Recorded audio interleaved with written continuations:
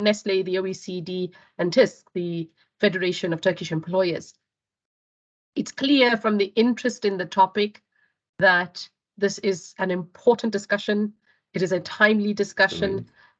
Perhaps it may be that we're running out of time in some instances, but I think better late than never. I'm very pleased at the work that our colleagues at the ADECO group have done to prepare a paper on skilling, focusing on skills for the green transition. It is a discussion that, for me, becomes paramount when we talk about the sustainability agenda. Any of you who would have heard me speak about the SDGs would have heard me say that I sometimes think it's a pity that, you know, SDG 4 and 8 are seen as the skills SDGs only, when skills cut across all 17 SDGs to ensure the implementation and that we achieve the targets.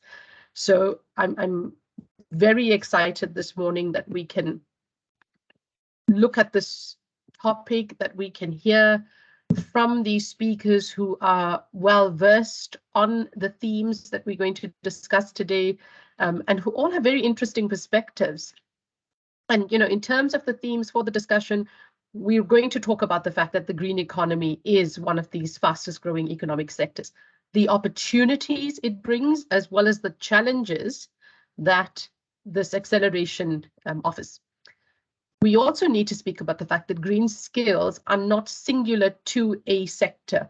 They are cross-cutting and will impact on multiple sectors. In fact, in very much the same way as digital skills are cross-cutting, green skills will be similarly needed irrespective of the sector you're looking at. And a simple example, and I know Makano Marajele is on the line. Makano worked in projects on installation, repair and maintenance in the plumbing and electrical sectors. Those need green skills. Solar, renewable energies, different kinds of work that plumbers and electricians need to do. And we know that plumbers and electricians sit in every sector. So that means, you know, it's a small example, it's a singular example, but we must ensure that the workforce is properly equipped and able to respond to this rapid demand. And finally, something that's very close to the heart of the Global Apprenticeship Network and our members and partners is this close collaboration between the public sector and the private sector to ensure that the policy agenda is responsive, is agile, and is respective of the needs of the labor market, but also really agile in terms of quickly responding. I think, you know, for us, when we talk about training, development, work-based learning, apprenticeships, an important aspect, for example, is the curriculation of content and how can we do that quickly. So I'm looking forward this morning to hear from our speakers, to hear about the different kinds of opportunities, to hear about these emerging sectors, these new sectors, to hear about the new and emerging skills that are rapidly going to be in demand. And I think for us, it's how can we be responsive to these opportunities. So without further ado, I'm going to hand over to France-Henri Labaudet, the Senior Vice President, ADECO Training and Inclusion, the ADECO Group. So France, if you can give us an outline of the report and share some of your insights and tips for us on how to address the green transition. Thank you. Thank you very much, Nasrin, and thank you very much for this invitation. It's really a pleasure to be with you and to share indeed the learnings of the work that we have undertaken a few months ago around the green skills and the green jobs. Maybe a few words of context about this work. Last year, the ADECO Group published a white paper around skills for the green economy, in which we emphasized how crucial, skills investment, skills development are for enabling the green transition. And we did focus on two sectors, the energy sector and the automotive sector. And the paper that we released a few days ago is a continuation of this work, and this time giving some case studies, some concrete examples of training programs that we, through our ADECO entities, have designed and implemented to support this green transition. Maybe before going into the details of this training programs, just a few words around the Adecco Group. You might know the Adecco Group through our general staffing activity. That's what we are most famous for. But actually, Adecco has changed its way to operate quite dramatically a few years ago.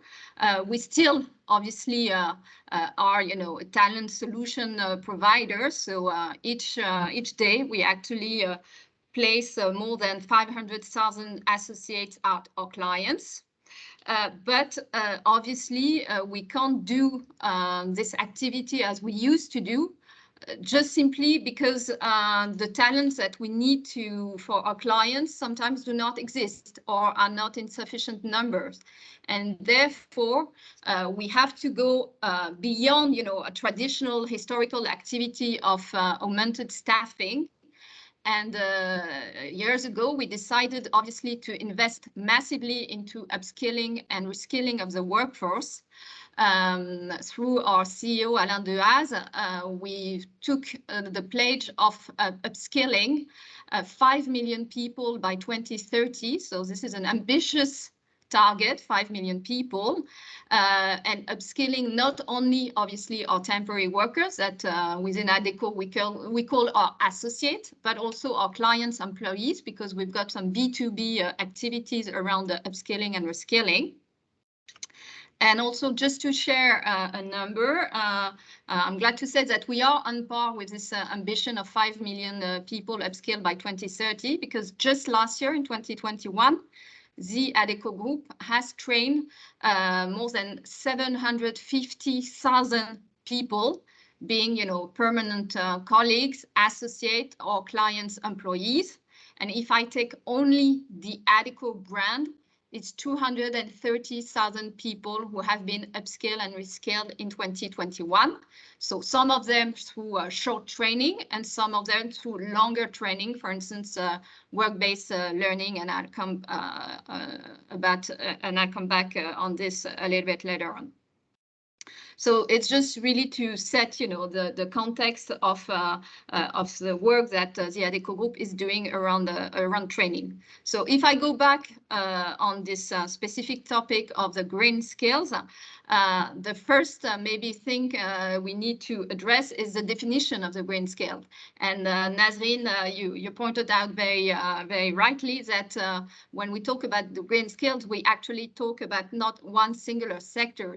There's not one sector which is green and the others are not. Actually, the green transition is obviously impacting all the sectors. And when we're talking about green skills, we're actually talking about a wide variety of skills. And we took actually this approach of being quite inclusive in our work, and to really take the word green skill as something really wide. And taking obviously digital skills, engineering skills, waste management skills, technical skills as a way to approach, this challenge of green skills. And obviously, I'm sure Glenda will talk about it. What's at stake in terms of employment is absolutely huge. I mean, we've all read, some report from the ILO, from the OECD, which points out obviously the impact, the global impact in terms of employment. But obviously, to make this green transition, happen, to make it a success, to make it, positive in terms of, net, jobs creation, it can only happen if we make, the necessary investment in terms of upskilling and reskilling to make sure that we have, the resource, the workforce resource to make this green transition happen and to perform those jobs. And to create those new skills, the Adecco Group has indeed designed some training programs. And I must, point out that to do so, we have very often partnered with our clients. And I think that's something which is very important. Although we are, now training specialists, we believe that to be sure that we meet, our clients' demand, the best way is obviously to partner with them at a very early stage, so at the stage of designing the training curriculum, to be sure that we are really matching, their demands in terms of skills for now and also for the future. And by doing that, I think we have also a few convictions, so a few, personal convictions around training. The first one is, and it won't come as a surprise, is that we are a strong believer in the work-based learning approach. We believe that it's a very efficient way to be sure that we have, the right skills to meet our clients' demand by combining theoretical learning and on-the-job training. And so in most cases, we adopt this approach when we design some training curriculum. And the second conviction that we carry within the ADECO group is that we need also to be very inclusive in our approach, because there is always a risk when we face this kind of, massive structural, revolution, that we set aside, a part of the population. There is always a risk that some people, stay, behind or on the side. And I think we need to be very mindful, very careful to be sure that we onboard, as much as possible, the large, population. And I will elaborate on that by giving you one concrete example. So Nazreen, you mentioned, some case studies that we did on the green skills, and I will give you maybe just three concrete examples. So two of those training programs have been designed by our French training organization called ADECO Training. ADECO Training is the 5th largest training provider in France. So it's quite already a quite important training organization. Last year in France, we trained 63,000 people, including more than 7,000 through apprenticeship contracts. And one of the first thing we did around this green skills is to create a specific model on hydrogen. So hydrogen, obviously the hydrogen sector is one of the priority investment sector for the French government, and more than 100,000 jobs are expected by 2030 in this field. And so to raise awareness around the carbon-free hydrogen, ADECO Training France has launched this year its first digital learning module to train technical professionals as well as operators, and targeting 26 different jobs. So you were saying that it's really cross-cutting on the job, and it is exactly the case with this model. And for the ADECO group itself, it represents almost 200,000 workers working already in this field. So it's quite important. The second curriculum developed by ADECO Training France is actually quite different in its target population, because this time we target the elected officials, people working in local authorities, being, the town, being, the regions. And it was actually designed in collaboration with the French communities of rural areas, which are obviously very much, concerned by this green transition, because there is an awareness around green transition also happening at the local level. And so we designed this training program in order to really enable the implementation of a more efficient green transition public policy at the local level. And so the program itself includes several sections, notably on understanding the challenges of the ecological transition, the actors of this transition, the financial means that the service at the service of this transition that you can leverage, at the local level. And so this is a very recent program that we've designed and that we're actually launching this year. So hopefully it will be successful. But I think it's very important also not to forget, those public stakeholders when we talk about training and green transition. And maybe one last example of this, training curriculum around the green skills is the one designed by our Italian entity called Italian training entity called Milia. Milia is the second, actually, largest training provider on the market in Italy. And this time, Milia partnered with one client called Giobert. Giobert, it's a company operating in the automotive industry as a manufacturer for keys, locks, components for car interiors. And Giobert is now pursuing a very massive reorganization strategy with a big focus on sustainability and the reduction of greenhouse gases. So obviously, you know, you're all aware of the massive challenges faced, you know, by the automotive sector in general, and it includes also manufacturers, you know, working on components. And this has brought into light, you know, inefficiencies in the production and organization process within Giobert. And so during the training designed by Milia, executive first and employees subsequently learned skills necessary to start, you know, an integrated methodology for quantifying the corporate carbon footprint for the entire company. And upon completing this training, the managers involved can guide and govern the process of measuring emissions in all Giobert plants. But as I mentioned earlier, I think it's also very important to be inclusive in our approach of this, you know, green skills and green transition agenda.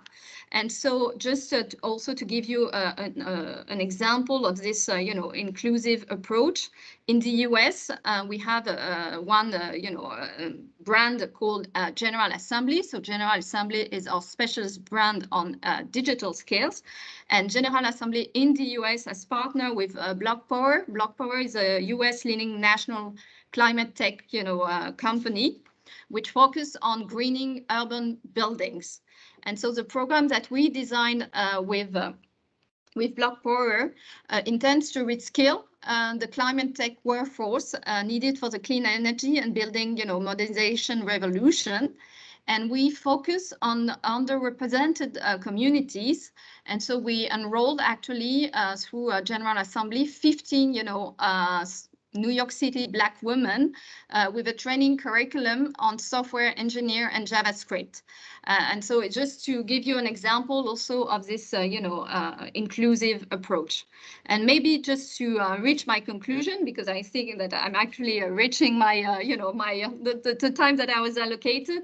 I think one of the key learnings of this work is that actually there is a few things that come across around all this, you know, work that we've done around green skills and in partnership with our clients. The first one is that in most cases, I think it's really key when we can rely on some kind of external funding, you know, being public funding, being, you know, corporate funding.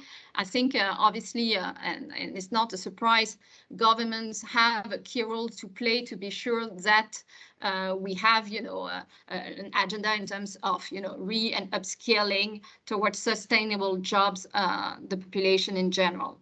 The second maybe key learning, it's around, you know, the necessity also to inform around, you know, the availability of training, because very often, you know, training does exist, but people are not aware of it. And so there is a challenge around the information, there is a challenge around the accessibility of training. And so I think it's absolutely key. We can design the best training curriculum in the world, but if there's not, you know, if the people do not enroll in those training programs, obviously it's not going to work. And the third learning is that there is a strong need of, you know, skills, of guidance around, you know, skills anticipation, around, you know, the labor market relevance, and it will contribute obviously to the success of those training programs.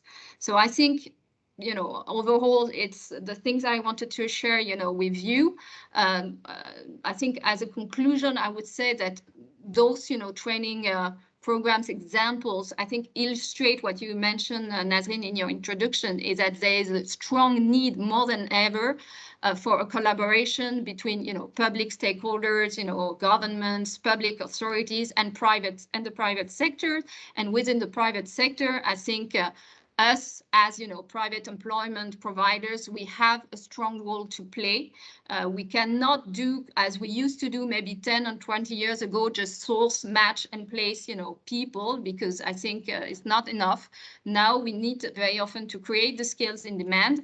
And to do so, obviously, we need to work with the public stakeholders, with our clients. So I think that's really what I wanted to share, and obviously very happy to be able to answer some of your questions and have this discussion with all of you.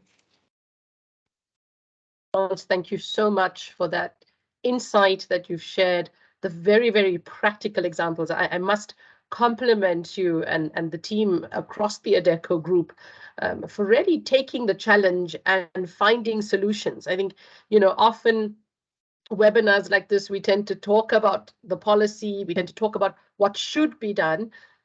It's very heartening to hear what is being done, and opportunities that you have created for skilling. And I think the important thing is that several of these can be scalable and can be replicated in other regions, in other locations, to a large degree of success. So well done on that, and we invite the audience to please put questions into the chat. We will have a Q&A session after the panel discussion, and we want to hear from you as well. We have an interesting audience who are present from several different countries, regions, who have very interesting perspectives themselves on the topic. I take the point that you spoke about regarding the funding, regarding the accessibility, the advocacy for training, and importantly, the guidance and the planning around skills anticipation. That needs a public system to support that, but it also needs employers to input reliable data. And I think, it doesn't matter what topic we're talking about, data is becoming so important. It's becoming central to effectively addressing these challenges and opportunities. So thank you very much for that, Frans. We're going to move into our panel discussion now. And I know you've talked a lot, Frans, but I'm going to ask you just to kick off the panel, and building on what you spoke about from the research paper, what are these broad changing skills or shifts in skills that you've identified from the paper, and perhaps some trends that you'd like to identify, perhaps outside of Adecco, that you're able to comment on? Sure. I mean, I've already talked about the automotive sector, and I think the automotive sector is obviously a very interesting example, and somehow it has become like a symbol of this green revolution, because looking at some papers, I was actually surprised to see that it is estimated that by 2025, so which is actually tomorrow, between 25 to 35% of all sold vehicles will be electric vehicles or hybrid. So it gives an idea of how massive is this green revolution. And obviously with the growing share of electric vehicles and the decline of thermal engines, and the car manufacturers have completely to reinvent their workforce. So what we observe within the Adecco group, because obviously historically the automotive sector is one of our biggest clients. So on one side, what we observe is that the production and the design of new electric vehicles and platform requires, more, network engineers, material scientists, software specialists, app developers. So really jobs that were not so traditional within the automotive sector. And on the other side, there is a need also for, new service teams, with a knowledge on electric vehicle charging, repair, maintenance. So it's very hard to, you were talking about that data, that numbers. It's quite hard, for the Adecco to have some consolidated data around, what is the need now in the future. But what we we estimate, what we assess is actually that hundreds of thousands of additional experts with those skills in various, fields along the battery value chain will be needed to meet, the demand of our clients in the coming years. If we look at now, and if we look at our data, actually what's interesting to see is that the most in-demand job in the automotive industry is around data analyst. And on the opposite, some and also, around electrification, how to say, engineers, software specialists, cybersecurity engineers. So we are really talking about quite, obviously high-hand, specialist jobs. So there is a very strong need in terms of obviously training those specialists, and it takes some time. We're not talking about 5 days training. We're talking about quite longer training.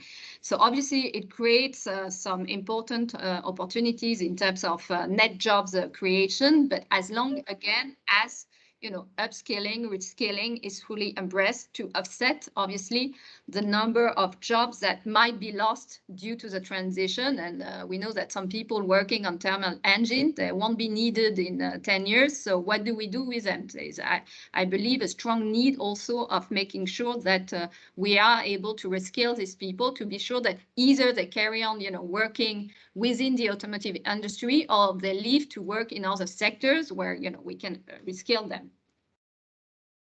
Thank you, Hans. And I'm just struck by your comment that we will have 35% market share of electric vehicles by 2025. And the paradox is to train these higher skilled individuals takes several years if we haven't started training them already. So, the net job opportunity is there, but the training demand is something that needs to be accelerated, or well, at least the training delivery and the identification of these skills. I think, getting this information out to education planners, to universities, to vocational education partners is so important, so that they understand what are these emerging trends and almost immediate needs. So thank you for that, Frans. Pelin, I'm going to come to you. And,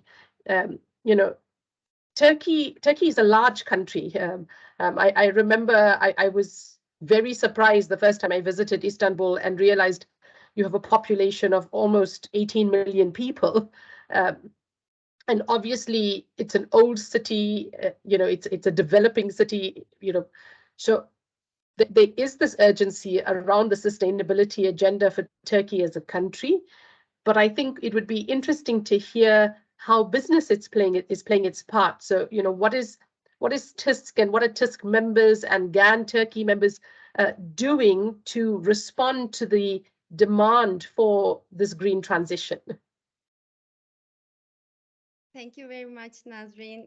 First of all, thank you to all GAN Global team for this webinar on this very important subject. I'm really very glad to be in this event with such valuable participants. To give a short info about TISC, Turkish Confederation of Employer Associations. Actually, TISC is the umbrella organization representing Turkish employers both nationally and internationally in the field of industrial relations. And with its 21 member employer associations, actually, TISC speaks out for over 10,000 enterprises and 2 million employees. And considering that these enterprises constitute 1/4 of the total GDP of the country and approximately 60% of exports, we can say that TISC has an important role to play in this transition of Turkish economy. And when we look at the industries we represent, in recent years, I can say that the digital and green transition concepts took their places in the center of the business strategies for the most of our members. Surely transition has challenging aspects for both the companies and employees, but we always advocate that it also bears a positive, big positive potential, which can be realized if managed properly, actually. Climate change, as you all know, already affects labor markets in many ways, and we see that the adaptation and mitigation policies closely link employment and climate change. According to the United Nations Framework Convention on Climate Change, we see that there are over 1.47 billion jobs which are dependent on a stable climate. This is one side of the event. On the other hand, the real impact on jobs and employment depends on the regulations and the policies adopted. So it's for sure that labor impacts will also vary across the sectors as their labor and also the emission intensity are different. Looking at the Turkish case, we clearly see that key labor market indicators point to some structural challenges in the utilization of Turkey's growing population. Labor force participation stands at around 51%, with lower female participation, and unemployment rate is around 11% and is even higher for youth. So compounding these structural challenges, we also have costly climate change disasters such as countrywide forest fires and flooding. They're impacting not only the tourism industry, but the whole economy, including agriculture and manufacturing industries, and of course, the employment in the end. And we see that Turkey has engaged in green policies, ratified the Paris Agreement, but a key question is whether such green policies could further address these structural challenges in a more integrated and coherent way, I can say. And actually, at this point, the private sector plays a key role in Turkey. Private sector is very much eager to engage both at the national and international levels in the development and implementation of comprehensive strategies to move towards a more competitive and sustainable economy. So one of the most important things we believe is that the development of digital technology is a key driver of productivity growth and also an enabler of green transition.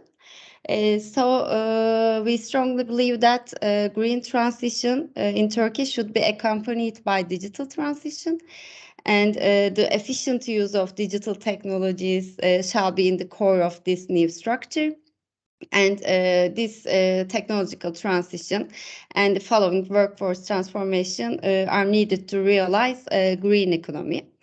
So in this regard, we have conducted a study with McKinsey, and according to our Future of Work report, I can say that by 2030, we have seen that with the impact of automation and digitalization, 7.6 million jobs could be lost in Turkey, but 8.9 million new jobs could be created, which means 1.3 million new jobs in net terms.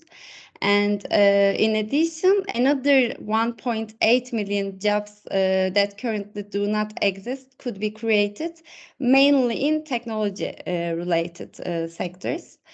So we are sure that these changes will require the existing workforce to be constantly upskilled and reskilled, and to acquire the right set of skills in line with the labor market needs.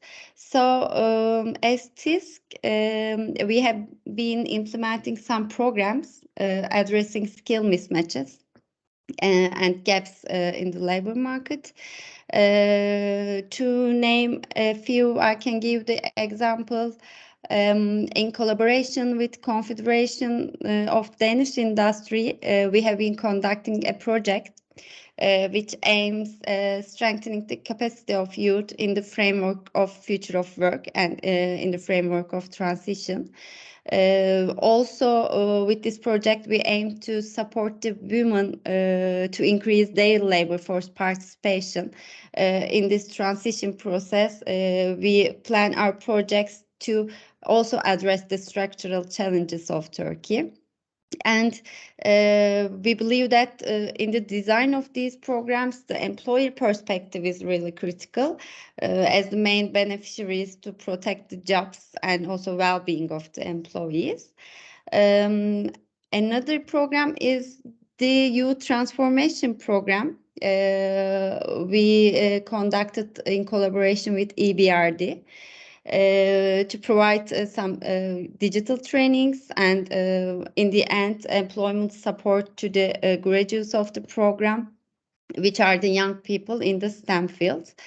Actually, as Franz already mentioned, some funding is an important issue, even for these labor market programs. But we are very happy that these programs we started with the donor funds created huge success in the country, so have become sustainable with some national funds received. And now we continue these programs in cooperation with the Ministry of Labor and Social Security and Turkish Employment Agency, with training contents from leading institutions like Microsoft, IBM, Cisco, and then we are providing long-term internship and employment opportunities to the graduates of the program. And yeah. Sorry, Pili. We'll have a second round and we'll hear more from you. Thank you. But that was very important what you've been speaking about. The challenges with the just transition needs to ensure that the policy approach takes into account the labor market impact. It needs to take into account the educations. It's a whole systemic approach that needs to be undertaken. It's not just one policy that can be introduced to support a green transition. I was very pleased to hear about the work that you're doing on the digital transition. It was clear from the skills that Franz specifically spoke to in the automotive sector, how closely tied into digital skills these are. It's almost one and the same to a large degree, and you're seeing something similar. And I think the issue of inclusion is very important, working with women, working with youth, targeting those marginalized populations. And this is a very good intersection to our next speaker, Glenda Quintini. And Glenda, we're seeing that this green transition is changing the demand for skills. But can you help us understand what actions will we need to put in place to adapt existing skills for the transition? I think it's key to ensure that we utilize people's existing knowledge, skills, and experience to add on to respond to the transition.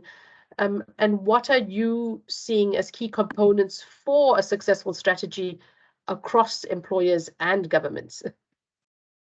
Yeah, no, absolutely. I think, as you said, like in the other transitions, so the digital transitions, but other situations where there's been structural changes and people have had to move to different sectors and occupation, is very important that we build on the skills that people already have, because the majority of jobs, some are completely new in some ways, but there aren't so many. In the majority of cases, we're seeing changes within jobs, so changes in the way we're doing things and the tasks and materials we're using, or simply doing our jobs more sustainably. So I think it's important to build on what people can already do. And I think there's several components. One actually relates to what Franz was saying. So, first we need to recognize what people can do, and the recognition of skills acquired in the context of experience is still very patchy in many countries, in the sense that the systems that are there are still very complex and very few people actually use them. But also, you know, France was talking about modules of training, right? So the existence and our ability to break down training in shorter modules that allow more people to participate, especially adults, that these modules can be stacked in an upskilling pathway, like the European Commission is saying. And employers, I think, also have a role to play in this. And you know, I think most large firms are already doing this. They have relatively well organized HR departments, so they're able actually to leverage technology. I've seen great examples last week at Vivatech, for example, where employers, where technology allows HR to decompose jobs in key skills, to you know, have catalogs or repositories of which person can do their competencies, their skills, their qualifications, their performance evaluations, and then on the other side, the jobs that are freeing up or that are being created, so that you can smooth that transitions, you can provide the training that's in between. The problem is that the vast majority of companies, certainly in my country, probably in Turkey and in many other European countries, are SMEs.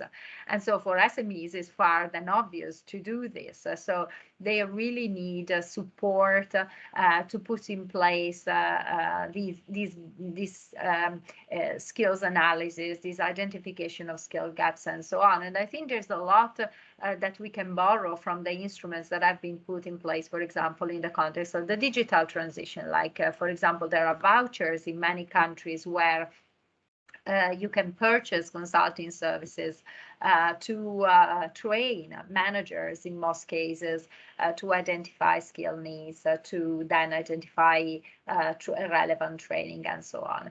And then a second point, I think, is the availability of training. And I think it's been mentioned already to some extent, you know, training exists, but we need to raise awareness that training is there. And so there is an element of, you know, employers or individuals not knowing what is available. And I think it's very important both for public and private employment services, because they retrain the unemployed or those who are looking for work, but also for firms, because they need to make to purchase training outside. You know, France was saying how they work with firms training their apprentices. So they are going out on the market looking for the right training. And for some, I think France's examples were very clear. They were labeled as, you know, green training because they related in a way to a whole module related to green. But in many cases, you know, what if I am a counselor at a public employment service, what I see is training for a plumber or training for the mechanic. And I don't have necessarily the means to check throughout all the curricula, the different training, which one includes elements of that are relevant to the green transition. So I think all the efforts we are doing, even at the European Commission level, to identify, to label training, learning outcomes of training as green or not green, or relating to green jobs and green skills is very important. Thank you, Glenda. And I want to just pick on that point about micro-credentials and, you know, the link to recognition of prior learning. It is a big issue. We know we have colleagues, you work with colleagues that we share in common who don't like the idea of micro-credentials, but we also know that they're an important solution in this space. And if we have proper recognition systems and that there's quality attached, they can add so much value to all of these efforts. And I know that Australia, for example, is working on a policy or has produced a policy on the recognition of micro-credentials and alignments to national qualifications frameworks. You know, I think that's the kind of work that goes parallel to the green skills, the digital transition agenda. It's all of this strengthening of the system and finding different ways to engage that will help us get to the solution at the end of this process. So as we prepare for the next transition, whatever that may be.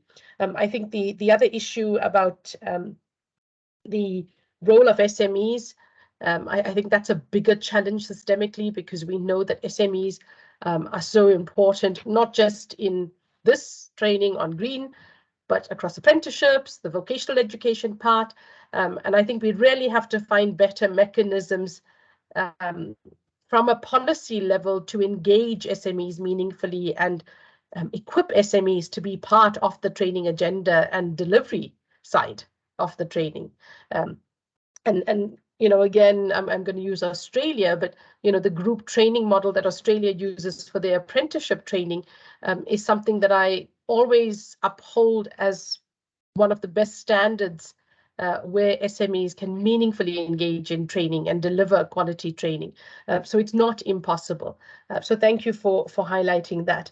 We're going to move now to Frederic. And Frederic, I'm going to ask you to speak quite specifically to the Nestle approach.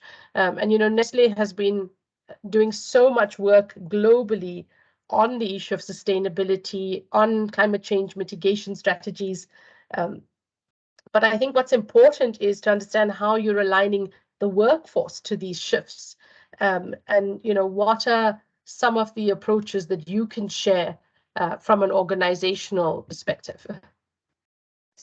Thank you, Nasreen, and thank you for inviting us to join this seminar. Indeed, I think at Nestle, sustainability and climate change is a key priority for us, of course, and we really want to contribute that the food systems are moving to regeneration, and that we move to regeneration, inclusive and circular food system.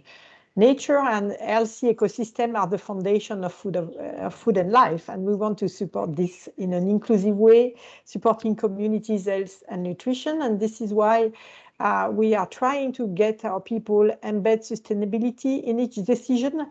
It really starts with them, and it starts also from supporting the change through the values, through the incentives, through leadership roles and role modeling and all that. So for that, we have identified, in fact, 3 pillars on people. The first one is around equipping them with the right knowledge in an immersive way through, indeed, coming back to the training module, online training modules. But this needs to be very simple, because in reality, the sustainability topic is complex for each one of us. And the simplicity of what we deliver to them is, for me, a key element of success. So we have a very simple learning modules, like, you know, from climate to regenerative agriculture, which is really the focus we are on at the moment, to packaging as well, circularity as well, up to water cycle regeneration and all that. So these are very simple modules that are available for everyone.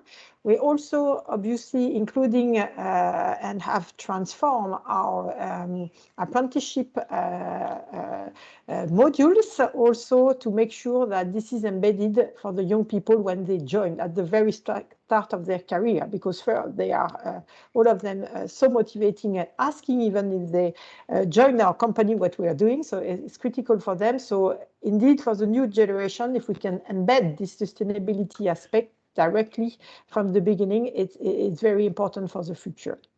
So really the first pillar that I was mentioning is really equipping. The second one is around engaging, because we need also to engage all our leaders and employees through a strong, the right incentive. So that's something that is quite new as well. So we are making sure that as part of their personal objective, each leader has a topic on sustainability. This is really critical in big organizations like ours. So they need to be part of the, to feel and to really realize they are part of the transformation of the whole organization. The last pillar we are working on is also around the organization and the work. We need to make sure that we have an organization that is aligned with the sustainability agenda. So it means, for instance, in each and every country, first, that's for sure, we have nominated sustainability leads. And their role is really to connect all the functions, because one of the difficulty of the sustainability topic is really that it concerns everyone, but each of us is responsible for a small part.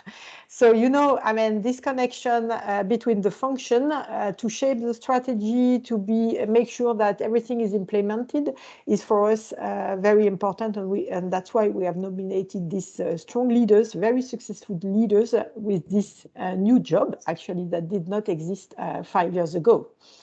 So what we believe as well is that one of the key success factors is also around collaboration. Even if at Nestle we are quite big as a company, we are small in this area of sustainability transformation. So of course we need to collaborate across and beyond our value chain. We need to make sure we are engaged with training suppliers, with customers. We are also working and starting to work a lot with farmers because they are a strong element of the sustainability transformation, especially for us as food companies. So to do that, we need also to make sure that all our employees are able to have this conversation with them, because as I was mentioning, the complexity of the topic is something that we need to take into consideration. And if we want each and every one of us to take part, to be able to engage. You know, many of our partners are SMEs, as you were mentioning, Nathrine. And if you want to make sure that you are able to have a proper conversation, even a basic one, you need to make sure that the employees are able to set up and to engage in that kind of partnership. So we do a lot of work, especially with the farming and the young farmers. We have a youth program that is worldwide and that I'm leading at European level, and where what we call agripreneurship is really a strong element of that, because they are really critical in making this change. And this is why also we have developed also a new way of looking at this via our young employees. We have what we call Youth Sustainability Movement in 7 European countries. These are young employees who are very much concerned with all the sustainability that have came to us and say, can we do more? Can we do more? So this movement are made of, I don't know, it depends on the country, but it could be 7 to 15 young employees. And we use them, they are coming to our executive committee to talk and to challenge our senior leaders about everything that we do on sustainability, bringing new ideas of things we should do. And it's working very well, because it started only with 1 country. Now today we have 7 countries, and we imagine that we're going to have more, than each of our countries will have this youth sustainability. So they are kind of internal, we can call them either activists or ambassadors as we want, but they are really challenging us on everything we do, and we can see real benefit. And then what we're also, we're working with all the agricultural sector, transportation, procurement, and all that to make sure that we are going all in the same direction. Thank you so much, Frédérique. And I think you've mapped out very nicely how long that value chain is, yes. Especially in an organization like Nestle. You know, it's everything from the scene behind you where, you know, coffee is grown or cocoa is grown for chocolate, right through the packaging, the distribution, and the transportation side of it. And, you know, you have to work across that, and each one of you has to take responsibility. But, you know, I think it was very helpful to learn about those 3 pillars that you have in place. And I think I was struck by the word that you use, simplicity, because the challenge with this topic is that many of the terminologies can appear to be buzzwords to those who are everybody talking about net zero ambition, but you know, you as an what does it mean for you as an employee? Exactly. You know, and for a farmer in Colombia or a farmer in Senegal, what does that mean? And you know, what is their role in that? And I think it's so important to make it as simple as possible, to make sure that we all understand our role and we all have a part to play in achieving that. So thank you for that. I want to pick on the last point that you spoke about and turn to France. And it was this question of young people, France. You know, in the research that Adecco is doing in the group as a whole, and I know Adecco works so closely with youth. Are you seeing a different attitude from young people? You know, is there a multi-generational approach, or you know, is there a common approach, or is it split across generations? And how do we engage with the different parts of the workforce to ensure perhaps a shared responsibility for the topic? I think referring on what Frédéric just mentioned, what we observe within the Adecco group is that definitely the topic of sustainability, or more generally, corporate social responsibility is increasingly becoming, a strong source of motivation for the younger generation when they choose, their future employer. So obviously, in most of the countries where we operate, when we select our future, colleagues. So we're talking, about permanent colleagues, people working in branches, working in the headquarters. When we interview them, I mean, one of the first topics they raise, it's not so much about, the salary. Obviously, salary is important, but it's also about, our mission. What do we do in those, issues around inclusion, around, sustainability? And so I think now it's not so much a nice to have. I think now it's a must for, companies to have definitely an agenda around this questions of sustainability, on this question of green transition. So to answer your question, I think, yes, we're definitely seeing in the new generation, really a very important and critical awareness around those questions.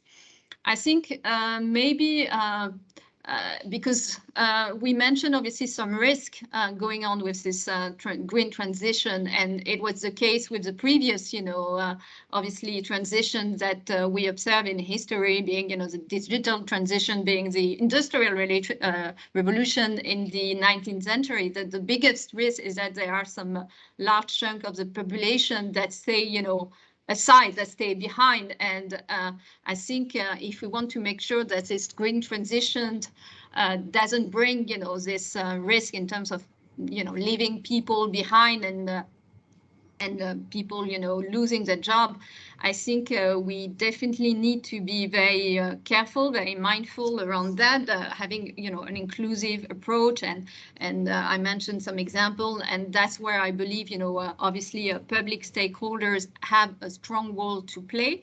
I also believe that, and maybe to share one example that we have in France that you may be aware, is that in France, a few years ago, there was a change of the legislation, and this change of the legislation around apprenticeship allowed, private employment agencies like Adecco to act as an intermediate in terms of apprenticeship contract.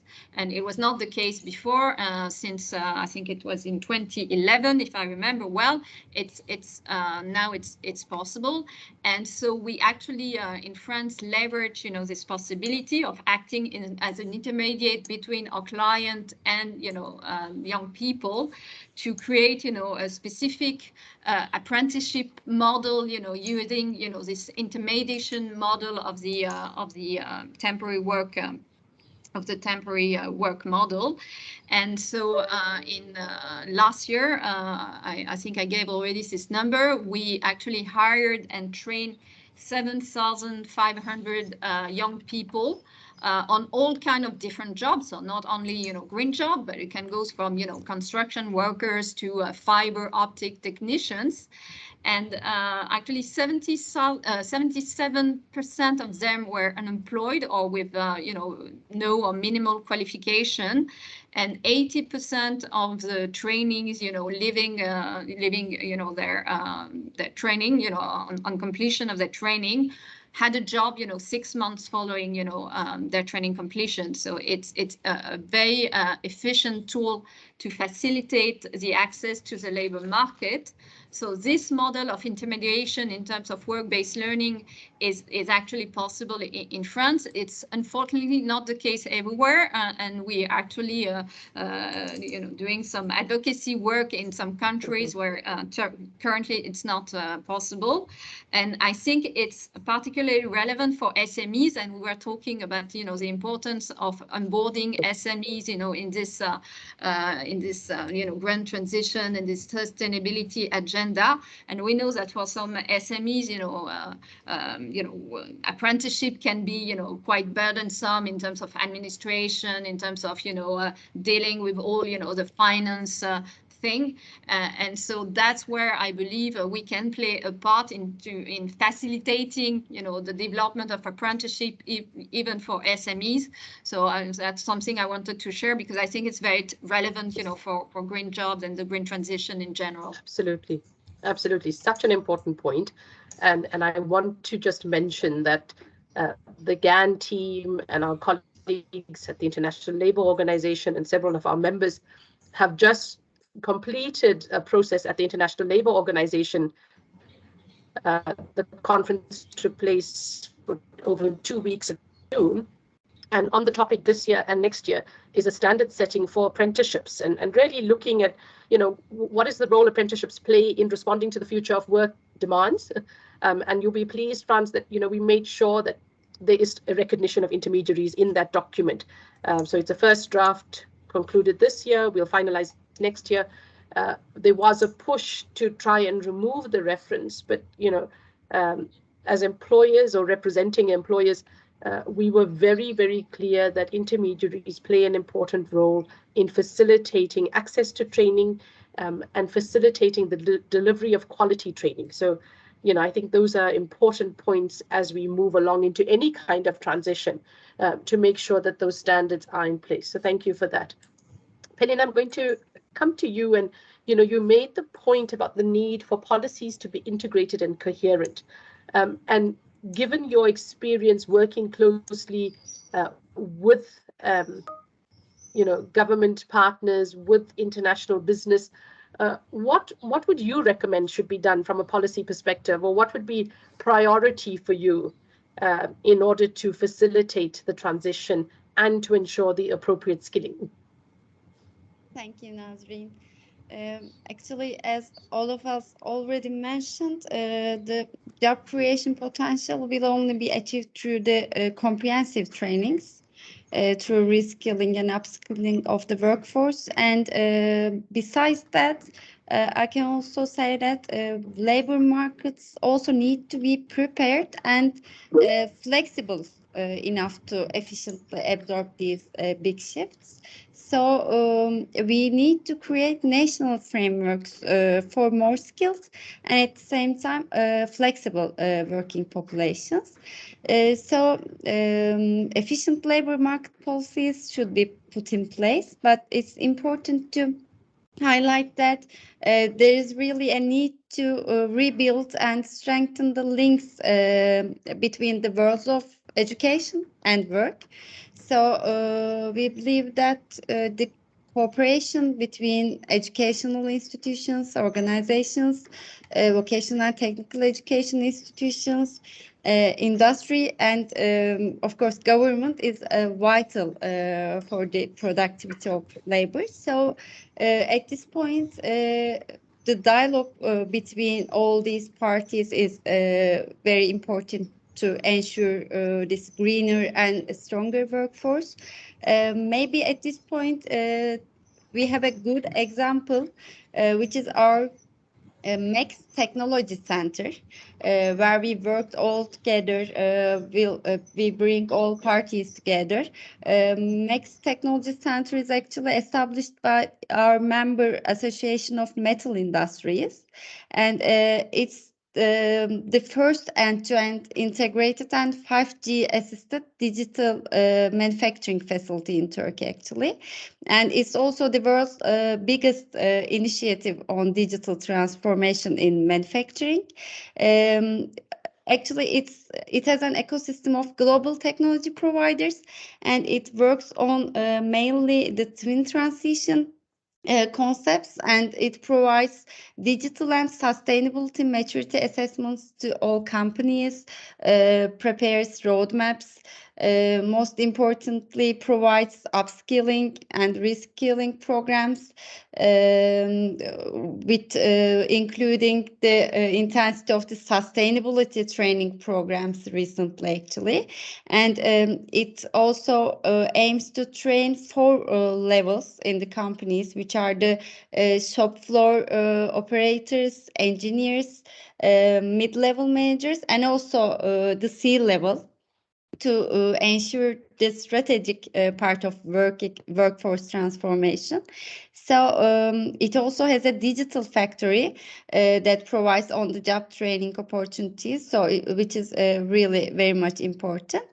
And for now, it supports directly the steel, automotive, cement, pharmaceutical, and also textile industries. But we are targeting to increase the number of the sectors. Yeah, of course, we are aware that some sectors and some bigger companies are leading the process actually, but we also give great importance to support the SMEs and smaller companies. Next also have some working programs, mainly targeting the SMEs.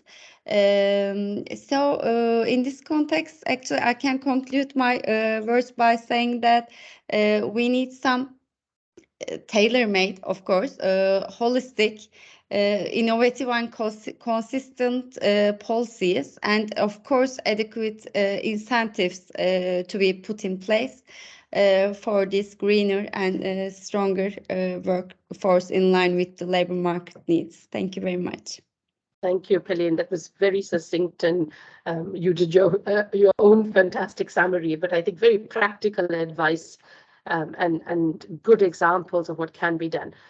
Glenda, you know, I know the work that you do looks at adult learning in the main, but I think it would be nice just to get your sense of how do we ensure that the education systems and our skill systems understand what's happening in the world of work and align appropriately. And I know the challenge always is, you know, the labor market moves at a faster pace, and curricula tend to be largely generational, and you know, the process is long and bureaucratic.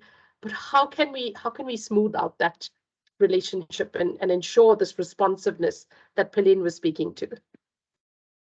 Yeah, thanks. It's a very good question. Actually, we do work, as you said, on adult learning, but we also look a lot on the mismatch between supply and demand, and that's where our work on the education system more broadly comes in.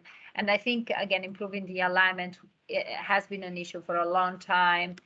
We've talked a lot about it in the digital transition, which is still ongoing, of course, and is still very relevant to the green transition. I think one element which you haven't mentioned, Nasreen, is career guidance. So I think that certainly is for us crucial to help young people make the right choices. So there isn't just the change in the education system, but also the decisions that people make within the existing education system, ensuring that young people are making those decisions based on good information about what labor market outcomes are, what new jobs look like, what's their wages, job quality, employment opportunities, and so on.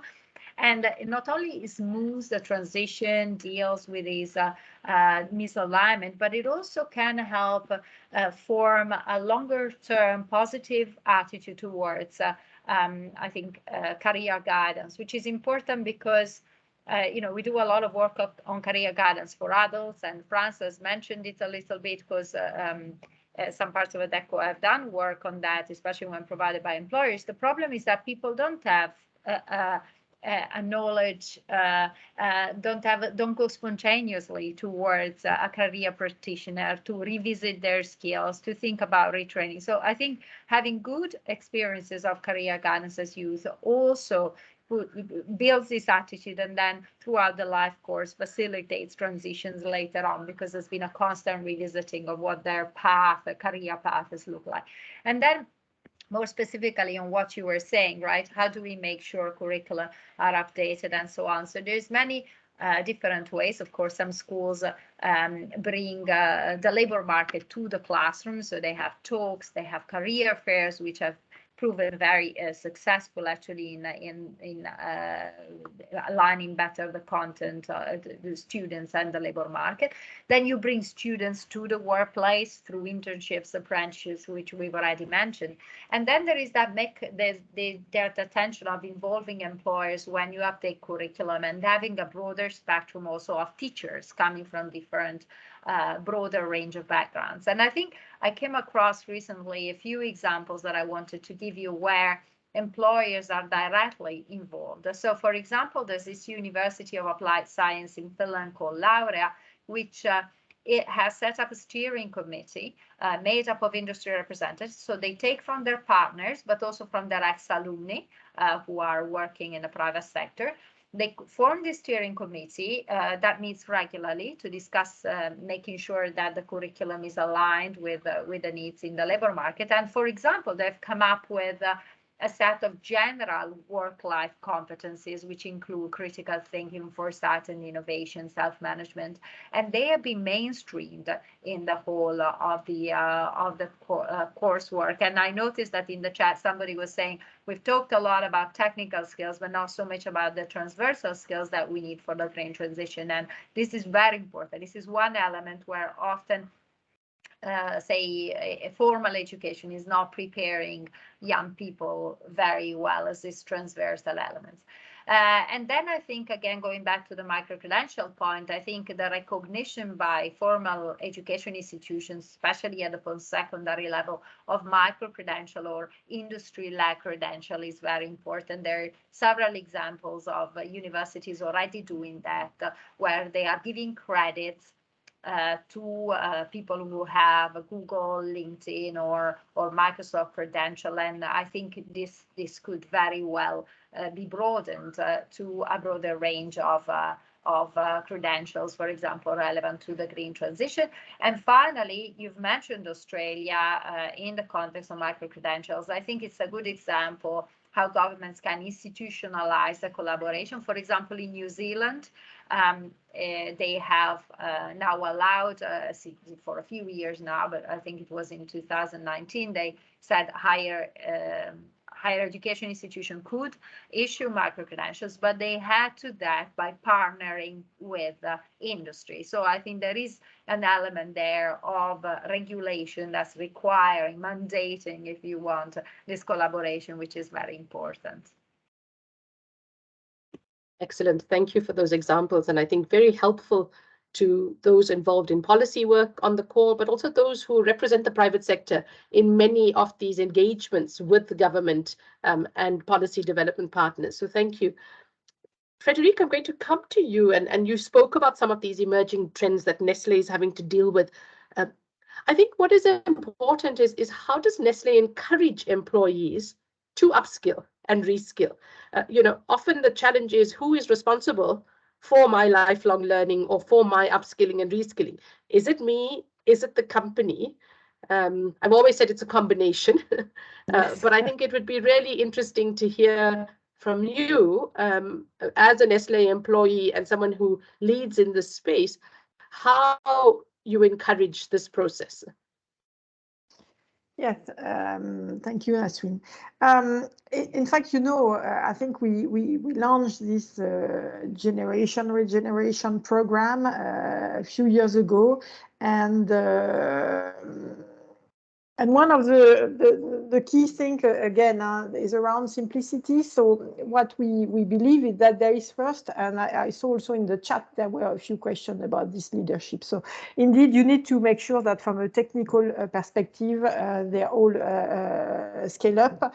That's one thing that is very basic. And then we have just issued, for instance, capability building toolkit to everyone in the organization. And the HR team as well, to make sure that as part of all this module that we have, they need to embed this and put this as a normal discussion, I would say, with their leaders on how they can do more in their team. And then each discussion that we do have as HR professional, also with our employees, this is something we always refer to. So we need to be a role model in that sense, and the leaders need also to be a role model in that. So that's for me one of the critical elements of succeeding and being sure that we upskill all our employees. Then there is obviously indeed a question mark around the leadership skill of our own employees, not only on this topic, but also in general. So they need to be also convinced that they have a role to play. We have a chance in a way to have among the senior leaders, many of them who have young adults at home, and I am strongly believe that this is really coming with the new generation. So we need to make sure that there is a connection between the senior leaders and that the new generation is somehow connecting. So we organize also some talk within the organization where we make sure that everyone is bringing together and has can exchange their view. So I believe also this is very informal, but this is something that needs to be done. Obviously, that's also one of the questions when we hire a new employee that we put on the table in the past that did not exist at all. And all this will work only for sure that if we are also from a broader scope perspective, redefining the success criteria from purely financial indicators to impact on the planet and the people.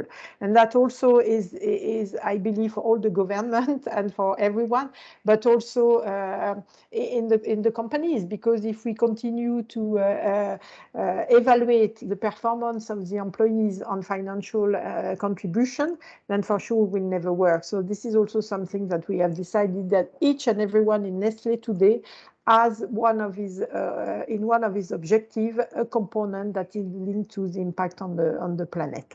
That's for sure. That was also very important because at the end of the day, we believe that everyone needs to be accountable for this, and to be accountable for this, you need to make sure that your performance system is embedding this element.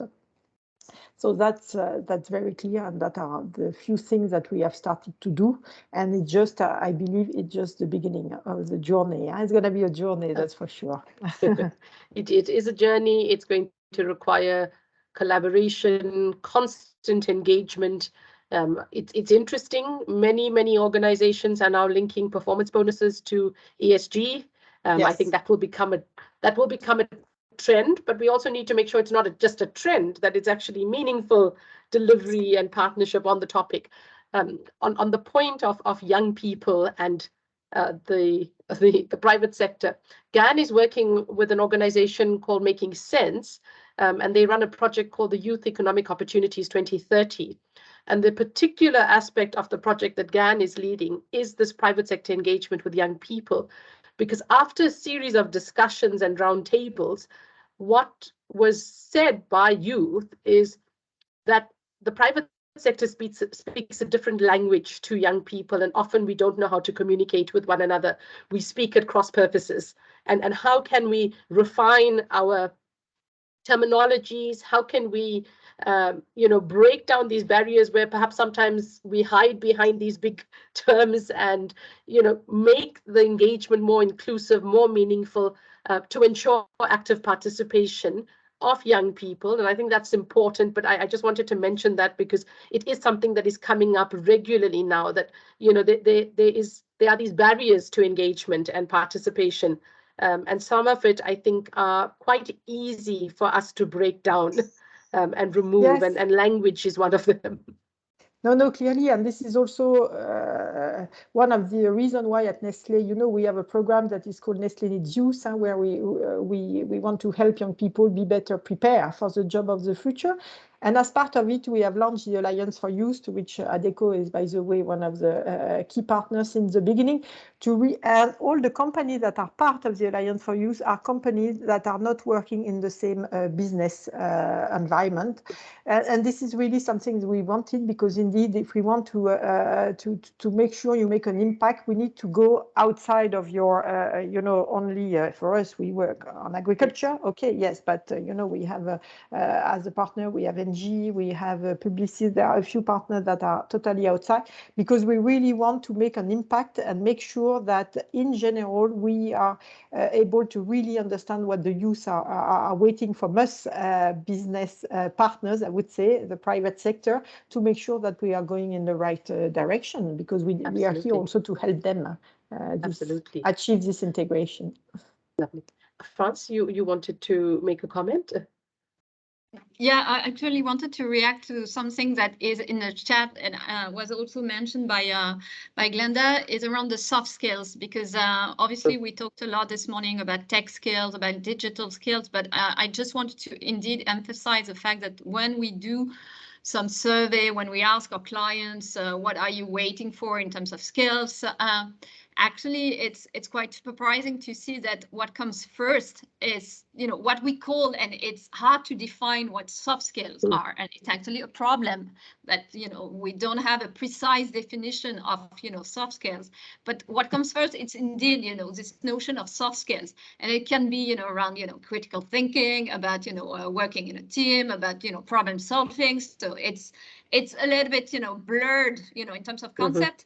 But the idea behind it is that because indeed, the technological changes, it's all this, it's going, faster and faster and faster. What's important, it's not so much, obviously it's important to have the technical skills, but technical skills now, most of the employers, they said, we can provide it, as long as you have, the mindset, the willingness to learn, the agility. We can obviously give you, some training models, and we can obviously provide you with the basic skills you need to perform and do your job. So I think that's one thing I wanted to emphasize, and I think that's, definitely becoming more and more critical. And the second thing I wanted also to mention, it's also in the chat, it's, around this idea of incentives. And I think, and it's obviously valid for green skills, but it's valid in general. We definitely need to make sure that, being in terms of, taxes, being in terms of accounting rules, we need to consider, the investment in training as really an investment. And I think it's very important because I know that, again, taking the example of France, I think it was 2 years ago, there was a change in the accounting rule to make sure that we consider, the spending in training as an investment from an accounting perspective.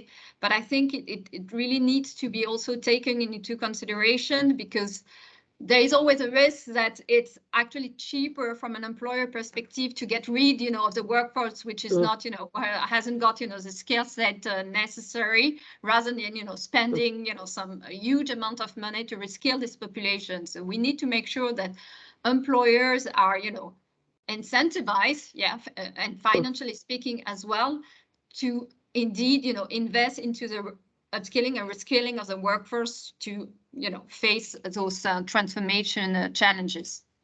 Absolutely. And last year, GAN was involved in the development of a guide on how to skill for the future of work. And, 3 concepts came out around developing skills. It was buy, borrow, or build. It's easy to buy, but in the current labor market, it's becoming very, very expensive, and that's not a sustainable solution. You can borrow, but again, borrowing skills is a short-term mitigation strategy. And building, while taking an investment and slightly longer, reaps so much more in terms of productivity benefits, physical productivity for the organization, employee retention, employee well-being. And I think, really the cost is far less than, or the benefit far outweighs the cost. Let me put it that way. And you're quite right, Frans, needing the incentives to encourage employers, particularly SMEs, to invest is an important strategy that we need to look at all levels, in organizations and at the policy level. Pelin, any last comments from you based on some of the points in the chat? I can add, it's really very important to have tailor-made solutions for some sectors and for the SMEs mainly. Even it's a cross-cutting issue, the needs really changes. I also agree this comment in the chat, but it's also very important to bring together the bigger firms with these SMEs. Also, we are trying to do that with the startups. We really discussed the issue in a platform where we bring the leading firms in Turkey, the firms we are that are doing international business, and the startups, and also the SMEs in different sectors, and we are making them to discuss their experiences in this transition period and their experiences on the labor market needs.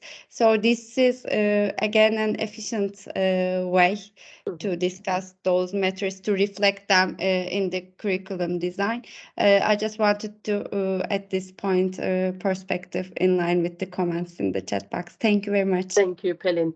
I think that peer engagement is so critical, and you know it should be a key component of all of the strategies, that learning and sharing aspect. Glenda, your closing comments, please. Yeah, maybe something that we touched upon, but we didn't discuss so much, you know, is we've talked a lot about training in enterprises. So in a way, these are people who already have jobs, but how do we outreach and reach out to people who are underprivileged in communities potentially very much affected by climate change? And I think you know, that's very important, because the outreach element for those vulnerable groups who are not spontaneously participating in training is probably the most important element. I mean, these when we run surveys, we hear that they're not aware that training exists. They don't see the point. They don't see the value.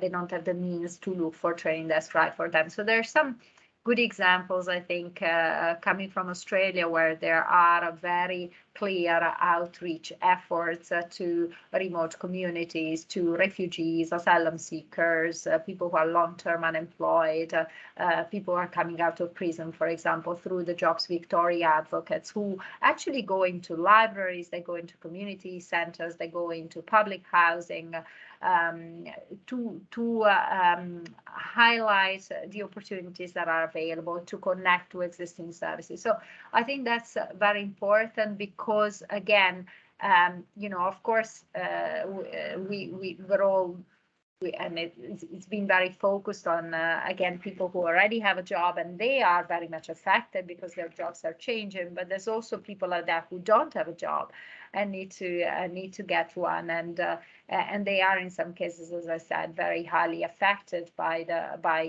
climate change, or by the consequences of the mitigation policies, like decline of the manufacturing sector, automotive sector, and so on. So I think, again, this outreach element I wanted to highlight before we close. Thank you so much, Glenda.